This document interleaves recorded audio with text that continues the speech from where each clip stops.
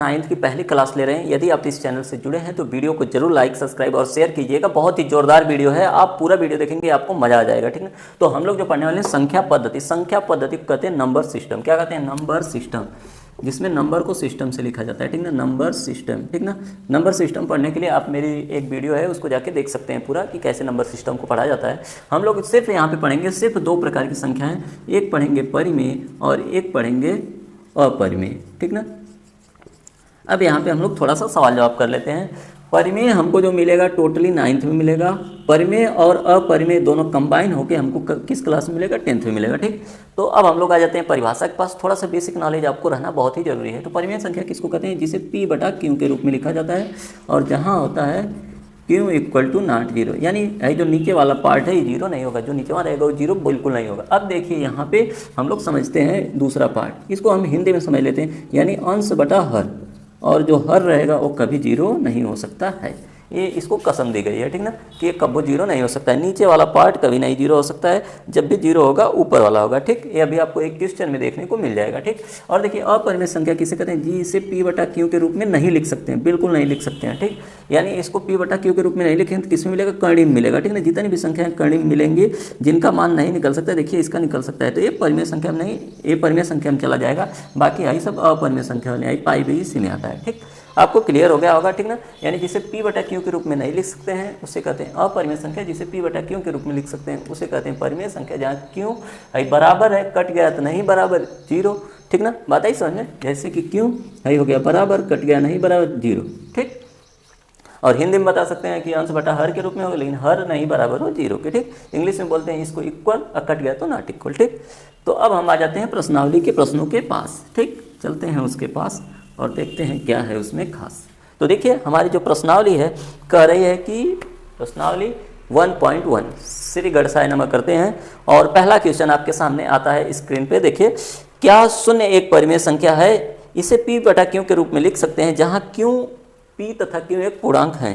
ठीक, जहाँ Q equal to not zero है। पूरे क्वेश्चन का मतलब मैं आपको चुटकी में समझाऊंगा। देखिए, कह रहा है कि शून्य, क्या कह रहा है? शून्य, इतना बड़ा शून्य। ठीक, कह रहा है कि परिमेय संख्या है, यानी P बटा Q के रूप में लिख सकते हो, तो लिखने ट्राई करते हैं। बटा एक तो हम कर ही सकते हैं, एक कर दिए ना बटा जब हम एक करेंगे तो हमको पता चला अच्छा इसमें बटा तो उसमें बटा, तो P बटा Q के रूप में हुआ कि नहीं? जब P बटा Q के रूप में हुआ तो बोलो ये परिमेय संख्या है कि नहीं? तो परिमेय संख्या है ना। तो क्वेश्चन देखिए कह रहा है कि क्या शून्य एक परिमेय संख्या है? तो हमारा जवाब मिलेगा हाँ, शून्य एक कैसी संख्या है? शून्य एक परिमेय संख्या है। कैसी संख्या है? परिमेय संख्या है। और कह रहा है कि इसे P बटा Q के रूप में लिख सकते हैं, तो नहीं लिखे हैं P बटा Q के रूप में, आप 0/1 लिख के दर्शा दीजिएगा कि ये P बटा Q वाला रूप है। ठीक, फिर कह रहा है कि P और Q जहाँ एक पूर्णांक है, तो देखिए पूर्णांक में 0 भी आता है और पूर्णांक में 1 भी आता है, तो दोनों आ रहे हैं कि नहीं पूर्णांक में। और कह रहा है Q equal to not zero, तो यानी नीचे वाला देखिए 0 नहीं 1 है। ठीक, क्लियर हो गया होगा आपको। अब चलते हैं क्वेश्चन नंबर 2 के पास। तो क्वेश्चन नंबर 2 हमारा इंतजार कर रहा है बेसब्री से। वो हमसे कहना क्या चाहता है इसी बात को देखिए। 3 और 4 के बीच 6 परिमेय संख्या। कह रहा है भैया 3 और 4 इसके बीच क्या परिमेय संख्या? 6। जब कहे 6 तो हम 1 बढ़ा देंगे, जब भी संख्या पूछेगा हम 1 बढ़ा देंगे बस। पूछा कितना? 6, हम लाएंगे कितना? 1, 6 1 7। कह रहा है परिमेय संख्या, क्या कह रहा है? परिमेय संख्या। परिमेय संख्या का मतलब P बटा Q, यानी P बटा Q का मतलब इसी 7 से ऊपर भी गुणा और इसी 7 से नीचे भी गुणा करेंगे उसमें, तो 3 और 4 लिखेंगे। ठीक, ऊपर कैसे गुणा? 7 से, और नीचे कैसे गुणा? 7 से। ऊपर कैसे गुणा? 7 से, और नीचे कैसे गुणा? 7 से। कर लेते हैं 3 7 21 और बटा 7, और इधर गुणा करते हैं 7 चौक 28 और बटा 7। अब देखिए 21 के बाद आता है 22 बटा 7, 23 बटा 7, 24 बटा 7, 25 बटा 7 और 26 बटा 7 और 27 बटा 7। कितनी परिमेय संख्या हमसे पूछा है? 6 है ना। कितना पूछा? 6। तो यानी एक, अब देख लीजिए बीच वाली, यहाँ से लेके यहाँ तक गिनेंगे आपको 1 2 3 4 5 6, तो 6 परिमेय संख्या मिल गई कि नहीं? यही हमारा होगा आंसर, नीचे हम लिख देंगे। ठीक ना। और फिर अगला हमसे पूछा है, आप चाहे तो इसे HW भी कर सकते हैं। अगला हमसे पूछा है क्या? अगला हमसे पूछा है कि बताइए कि, ठीक ना, 3/5 और 4/5 के बीच 5 परिमेय संख्या। कितनी परिमेय संख्या? 5 परिमेय संख्या। तो हम एक बढ़ाएंगे, 5 एक कितना हो गया? 6। परिमेय मतलब कि ऊपर और नीचे दोनों से गुणा, ये बता रहा है, ठीक ना। तो बता रहा है तो हम वैसा करेंगे। कह रहा है 3/5, कै बटा 5?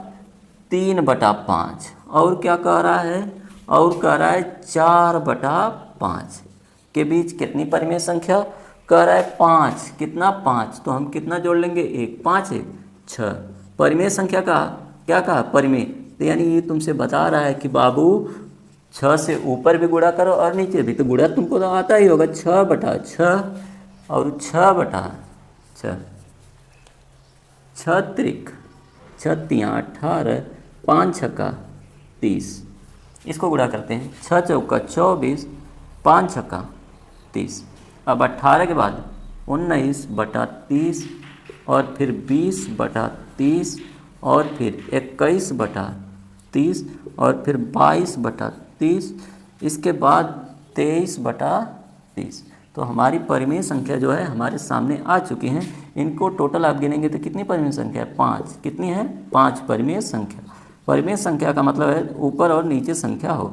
तो 5 परिमेय संख्या मिल गई, यही हमारा हो गया आंसर। ठीक, आपको एकदम क्लियर हो गया होगा। अगला देखिए, अगर क्वालिटी कम है तो थोड़ा बढ़ा लीजिएगा, ठीक ना, एडजस्ट करिए, जल्दी डिजिटल बोर्ड आएगा। देखिए अब हमारा अगला जो है, मजा लीजिए क्लास का, ठीक ना। कह रहा है सत्य और असत्य, यानी कौन सही बोल रहा है कौन गलत, इसी बात का फैसला करना है, ठीक ना।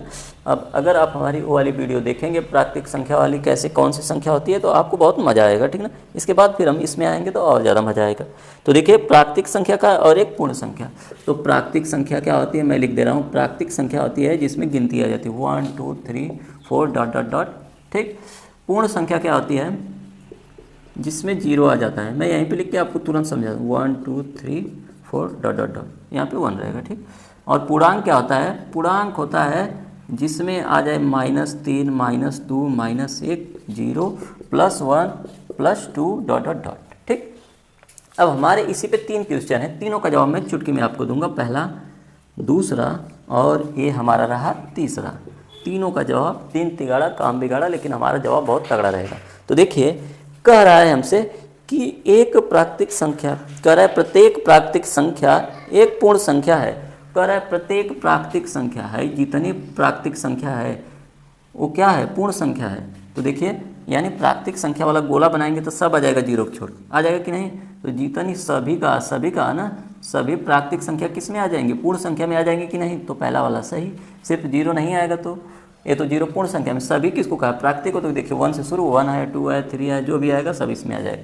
तो सभी प्राकृतिक किस में आ जाएंगे, पूर्ण में, ठीक। फिर कह रहा है कि सभी पूर्णांक एक पूर्ण संख्या होती है। पूर्णांक देखिए है जो 0 से लेके गिनती चल रही है, तो देखिए इसमें भी 0 से लेके चल रही है कि नहीं, सब इसमें आ जाएंगे कि नहीं।